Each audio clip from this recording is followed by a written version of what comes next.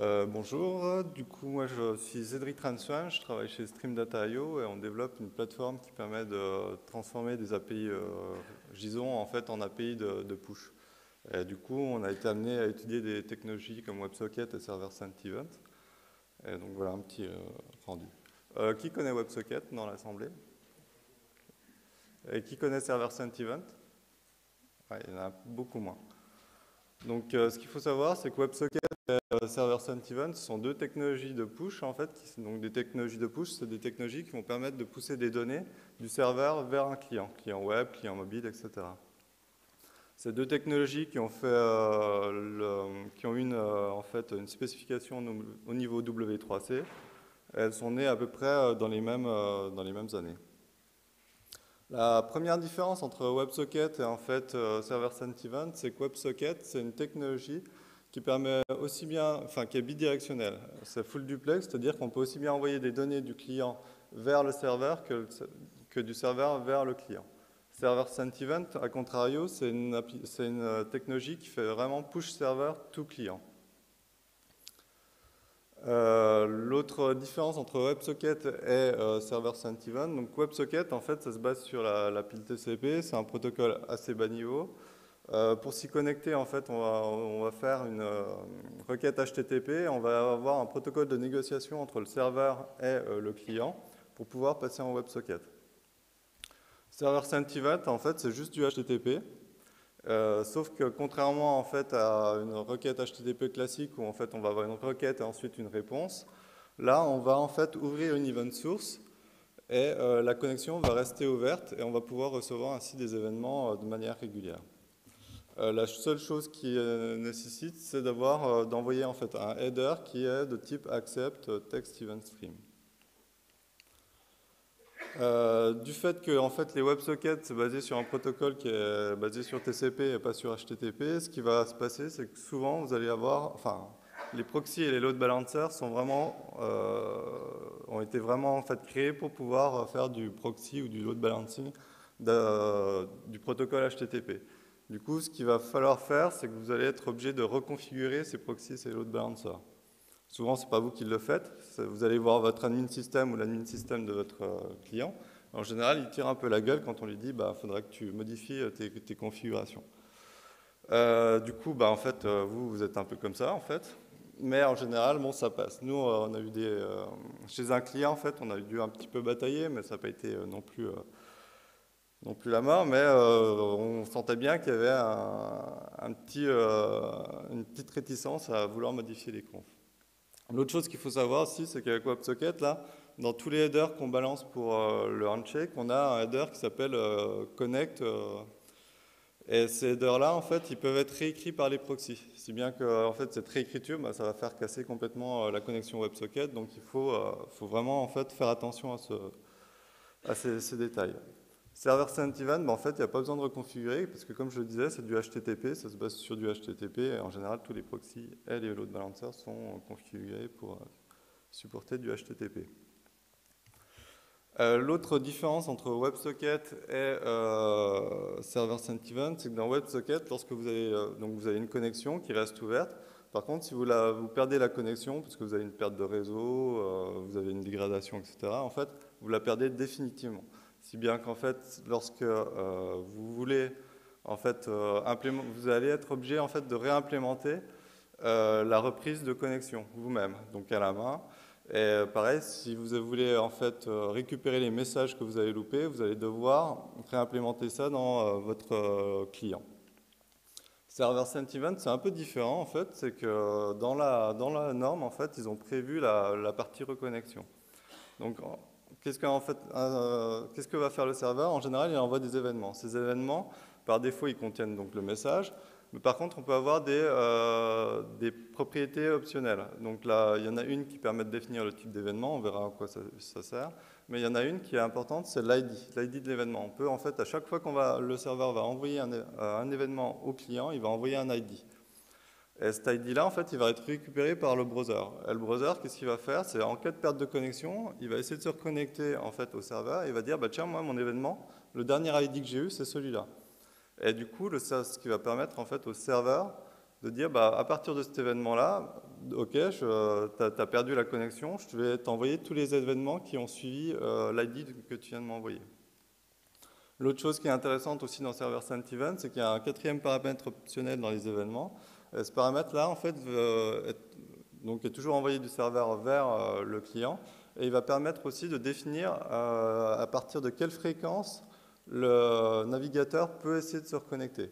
Donc en fait, c'est une valeur en millisecondes, mais on peut dire, bah, en fait, ça ne sert à rien que tu essaies de te reconnecter toutes les 10 secondes. Moi, je te dis, tu peux te reconnecter toutes les 20 secondes. Là, c'est bon, je pourrais te répondre. Donc, c'est quand même... Enfin, la reprise sur messaging de reconnexion, c'est quand même un confort qui est intéressant. Différence entre WebSocket et Server Sent Event, c'est que WebSocket, on peut envoyer aussi bien du binaire que du texte, alors que dans le cas de Server Sent Event, c'est uniquement du texte. Dans les browsers, tous les navigateurs qui sont un peu récents supportent l'API WebSocket de façon native. Côté Server Sent Event, en fait, ce n'est pas tout à fait le cas, c'est tous les browsers qui sont récents, sauf IE et Edge. Donc, en général, on fait un peu cette gueule-là. Est-ce qu'il y en a qui utilisent IE? Mais bon, vous pouvez peut-être ignorer ce problème, mais en fait, vous avez sans doute des clients qui, eux, utilisent IE ou Edge, et du coup, ça peut paraître un problème. Heureusement, il y a deux solutions, en fait. La première, c'est qu'il existe des polyfills. Donc, des polyfills, c'est des librairies JavaScript qui vont permettre d'émuler le comportement de l'event source, qui est absent sur certains navigateurs. La deuxième solution, c'est de pouvoir voter pour promouvoir en fait le support de Server Sent Event. Donc en fait à Paris Web, on a rencontré des gens de Google, pas de Google, de Microsoft, et ils nous ont donné deux URL en fait où on peut influer sur sur les features qui vont être implémentées dans Edge. Du coup, je vous invite fortement à voter pour. En plus, ça donnera un petit coup de stress à Edge. Et donc, c'est pas plus mal. L'autre chose à savoir, c'est que aussi, il faut tenir compte en fait du nombre de connexions possibles qu'on peut faire sur un nom de domaine ou sur un serveur. Dans le cas de WebSocket, le nombre de connexions en parallèle sur un serveur est de l'ordre du millier, enfin de la centaine au milieu, suivant le navigateur. Donc ça peut être intéressant, ça peut être aussi une source de problème, parce que ça peut aussi être l'origine d'attaques de type DOS. Server Sent Event, en fait, ça repose sur du HTTP. Donc, ce qu'il faut savoir, c'est qu'en HTTP, la plupart des navigateurs supportent 6 connexions en parallèle, 6 à 8 dans le cas de IE, en parallèle sur le même nom de domaine, sur le même serveur. Donc pour des requêtes classiques de type HTTP Request Response, en général, ce n'est pas un problème. Par contre, dans SSE, la requête, en fait, elle reste ouverte tout le temps, elle reste indéfiniment ouverte. Donc là, ça peut être problématique. Par exemple, nous, on avait une démo où on affichait des widgets sur une page web, et chaque widget, en fait, était alimenté par une event source différente. Donc au début, on en a mis 6, on était content, tout marchait bien, et puis après, j'ai un autre PO qui a dit, bah tiens, je vais en rajouter 2 autres. Et bah, les 2 autres, en fait, il n'y avait rien qui s'affichait, parce que toutes les connexions étaient prises, et du coup, on était un peu dans la panade. Alors par contre, il y a quelque chose de super qui est en train d'arriver, enfin qui est arrivé et qui se propage, c'est l'arrivée de HTTP2. Alors en quoi HTTP2 permet de répondre à ce problème-là? C'est que dans HTTP2, il y a une fonctionnalité qui est le multiplexage des requêtes. Donc en fait, on va pouvoir ouvrir un tuyau sur un serveur et on va pouvoir multiplexer les requêtes. Et le multiplexage des requêtes, en fait, ça fait sauter la limite des 6 connexions en parallèle. Du coup, nous, ça nous a permis d'afficher autant de widgets qu'on voulait avec des event sources différentes. Et dans notre plateforme, on est en train de passer tout en HTTP2 pour pouvoir justement supporter ça. L'autre chose qu'on a un peu, sur laquelle on a un peu essuyé, pas essuyé les plates, mais on a eu un retour d'expérience, c'est sur Server Sent Event, notamment sur l'API web. Donc l'API supportée par les browsers, c'est qu'on ne peut pas envoyer d'autres headers que les headers de départ qui permettent d'activer la connexion de la source. Donc la seule possibilité qu'on a vue, parce que nous en fait ce qu'on voulait c'est envoyer des headers d'authentification ou des headers custom lorsqu'on crée notre event source. La seule possibilité qu'on a trouvée et qu'on trouve sur les forums, c'est de passer tous les autres, enfin toutes les informations qu'on aurait voulu passer dans des headers par des query parameters. Donc là aussi, si un jour l'aspect évolue, je pense que ce sera une des premières choses à demander. Ouais, ça va. Dans le code, comment ça se traduit? Alors, au niveau d'une WebSocket, dans un navigateur, ce qu'on fait, c'est qu'on crée un objet WebSocket. Alors, cet objet, en fait, il va se plugger sur un protocole de type WS ou WS sécurisé, mais c'est comme une URL. On a 3 callbacks par défaut, enfin, on en a 3, en fait, même pas par défaut. Il y en a une qui permet, en fait, d'écouter si la connexion s'est bien passée, une pour écouter les messages d'erreur, enfin toutes les erreurs qui seraient venues lors de la socket, donc des problèmes de connexion, etc. Et l'autre, la dernière, la plus intéressante, c'est celle qui permet en fait d'écouter les messages qui sont envoyés du serveur vers le client. Et c'est là en fait où vous allez faire votre traitement pour dire bah tiens je vais rajouter je vais mettre à jour mon IHM, j'ai reçu tel message ou tel message. Server sent event, comment ça se passe? Bah, c'est pareil, sauf qu'au lieu de créer une WebSocket, on crée ce qu'on appelle une event source. Cette event source, en fait, elle va taper sur une URL en HTTP ou HTTPS. Et on a les mêmes callbacks, en fait. Bah, enfin, ce qui est un peu normal, puisque SSO a été créé avant. Et ils ont eu la bonne intelligence de prendre le même nommage. Par contre, dans event source, ce qu'on peut définir, c'est ce que je disais, on peut définir des types d'événements. Et du coup, dans l'API, on peut aussi, en fait, rajouter des callbacks en fonction du type de l'événement. Donc, par exemple, dans la dernière ligne du code source, ce que j'ai fait, c'est que je dis, bah, moi, je vais recevoir des événements de mon event source, mais les événements qui m'intéressent, c'est les événements de type foo. Et du coup, bah, en fait, j'enregistre cette callback-là, et en fait, ça permet de faire du filtrage d'événements plus simplement. Donc là, j'ai parlé du côté du browser. Côté client, comment ça se passe? Alors, je vais te donner quelques références. C'est que, bon, enfin, moi, nous, on fait beaucoup de Java. Donc, du coup, il y a pas mal de serveurs ou de librairies Java qui supportent, en fait, le côté event source pour côté serveur. Donc, il y a Undertow, c'est le serveur web promu par Whitefly, par JBoss, c'est celui qu'on utilise. Donc il y a aussi bien le support des WebSockets que du SSO. Pareil, dans Jetty, on a les mêmes choses, Tomcat, Ratpack, etc. Côté client, en fait, il y a des supports dans de nombreux langages, et notamment, Java et iOS. Et du coup, là, c'est intéressant parce qu'on peut aussi bien utiliser WebSocket dans un contexte web, mais aussi dans un contexte mobile, donc dans des applications Android, JavaScript, et iOS. Côté perf, il y a une personne qui a fait des tests de perf entre WebSocket et SSE. Bon, c'est pas non plus la différence, n'est pas non plus amazing, je dirais. Par contre, on voit que pour WebSocket, il y a quelques différences entre les navigateurs. Le plus intéressant, c'est les use cases. Donc WebSocket, comme je disais, c'est un canal bidirectionnel. L'intérêt des WebSockets, c'est justement d'utiliser vraiment à fond ce canal bidirectionnel. Alors la première application que vous allez voir, si vous faites d'une recherche dans Internet, c'est l'application de chat. C'est un peu, grosso modo, il y a 90% des exemples de WebSockets, c'est des applications de chat. C'est un peu le Hello World du WebSocket, quoi. Mais au-delà de ça, en fait, il y a d'autres types d'applications. Il y a tout ce qui est en fait édition collaborative. Par exemple, des applications de type Google Doc où on a plusieurs utilisateurs qui vont essayer de modifier un document en parallèle. Là, effectivement, l'utilisation de WebSocket, c'est intéressant parce que du coup, on va en fait envoyer au serveur des modifications et le serveur va les propager à tous les clients. Il y a pareil des applications en web de type dessin collaboratif qui fonctionnent sur le même principe. L'autre intérêt, c'est lorsque en fait, la géolocalisation de l'utilisateur est importante. Par exemple, dans une application mobile de type Google Maps, en fait, où on veut calculer un itinéraire, en fait, l'itinéraire se calcule en fonction de déplacement d'utilisateur. L'utilisation de WebSocket va être intéressant parce que justement, on va continuer en fait bombarder le serveur des updates de géolocalisation et le serveur va remettre à jour, va nous balancer les updates de l'itinéraire. Et après, l'autre application, c'est les jeux en ligne où en fait, les jeux réseau où effectivement, l'utilisateur va envoyer des données au serveur et ces données vont être dispatchées aux différents joueurs.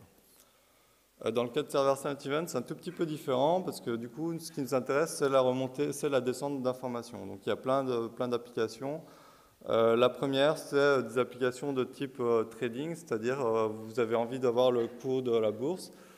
Souvent, il y a des API qui permettent de récupérer le cours de la bourse à un instant T, mais ce que vous voulez, vous, c'est avoir le changement des cotes en temps réel. Donc là, une utilisation de server sent event se pose là parce qu'on n'a pas besoin d'avoir la partie bidirectionnelle. Pareil, des applications de paris en ligne, en fait, ce qu'on veut avoir, c'est l'évolution des scores des différents matchs, l'évolution des cotes, et là, c'est de type descendant. On peut imaginer des jeux de type des quiz. Il y a tout ce qu'on appelle real time table, c'est-à-dire vous êtes à un arrêt de bus et ce que vous voulez savoir, c'est dans combien de temps votre bus va arriver.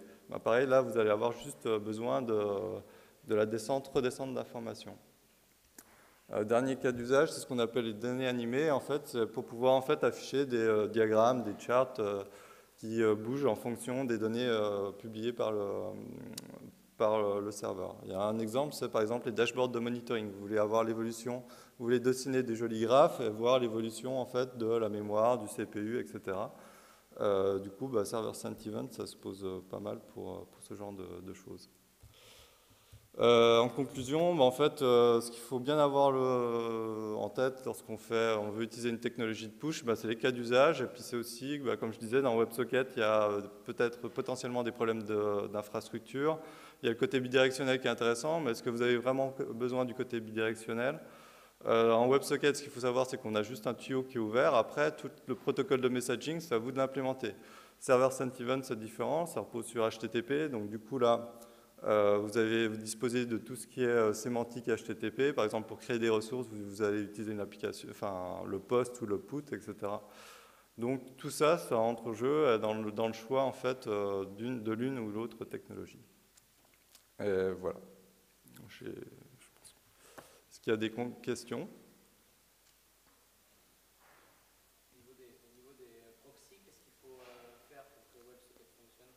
Alors souvent, en fait, il y a 5 ans, c'était même pas, enfin, il y a 4-5 ans, c'était très compliqué en fait, parce que les proxys par défaut, ils ne le supportaient pas. Maintenant, ils le supportent, par contre, il faut regarder la doc du proxy que tu utilises en fait. Parce qu'en fonction des différents proxys, les configurations sont différentes. Par contre, maintenant, par exemple, Nginx propose des configurations WebSocket.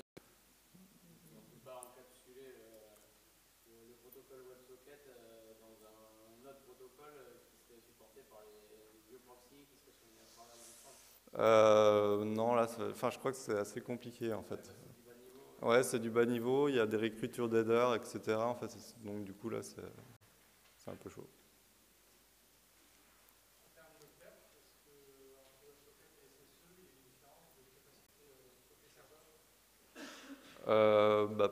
Pas à ma connaissance. Ouais, pardon. Empreinte mémoire. Alors, en fait, l'avantage, dans les deux cas, en fait, ce qui est dit par rapport à une requête HTTP simple avec une réponse, c'est qu'on va gagner sur les headers, parce que les headers sont... on ouvre la connexion, où on va faire un aller-retour, on va toujours balancer des headers. Après, la différence entre WebSocket et SSE, c'est... si on utilise WebSocket et SSE avec du texte, du coup là ça se voit. Si on peut peut-être avoir des gains de performance avec WebSocket si on passe sur du binaire. Mais là, ouais, ça dépend un peu aussi des cas d'usage. Des cas d'usage.